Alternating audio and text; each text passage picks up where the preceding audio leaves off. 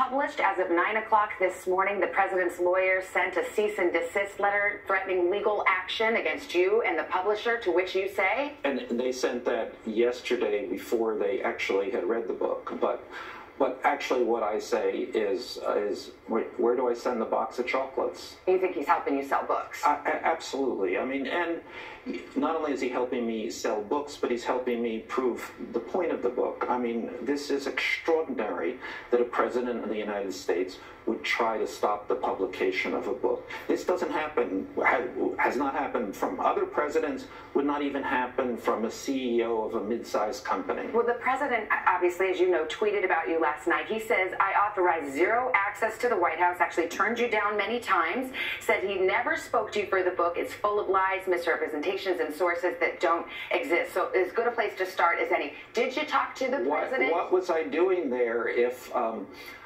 he didn't want me to be there? Well, let me ask you, did you talk to the president? Did you interview him for this book? I absolutely spoke to the president. Whether he realized it was an interview or not, I don't know, but it certainly was not off the record. And you spoke to him at the White House after he was sworn in? I spoke to him after the inauguration, yes. And I had spoken to, I've spent about 3 hours with the president over the course of the campaign in the White House. So my window into Donald Trump is pretty significant. But even more to the point, and this was really sort of the point of the book, I spoke to people who spoke to the president on a daily, sometimes minute-by-minute basis. So this book was really, in a sense, there was one question on my mind when I began this book. What is it like to work with Donald Trump? How can you work with Donald Trump?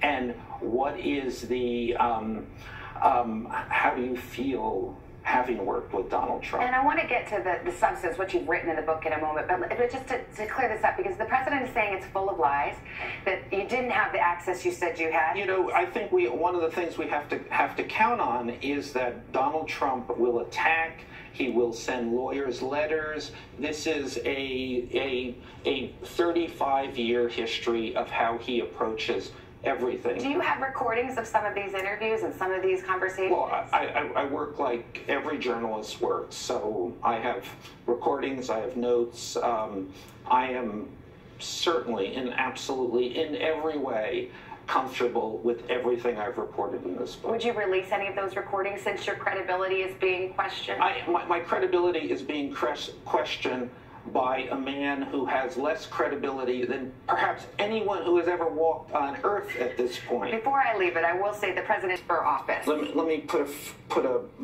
marker in the sand here. 100% of the people around him. Jared Kushner, his son-in-law, Ivanka Trump, question his fitness for office? Every time and I want to be careful about who I spoke to, because the nature of this kind of book is you kind of grant everyone a veil.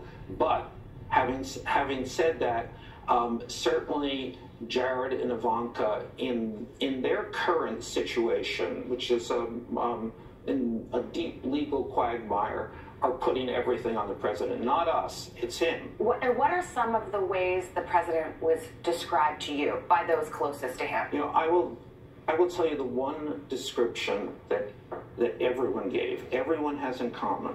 They all say he is like a child. And what they mean by that is he has a need for immediate gratification. It's all about him. This letter for this cease and desist letter, I still have sources in the White House, and I know everybody was going, we should not be doing this. This is not smart. And he just insists. He just has to be satisfied in the moment. You said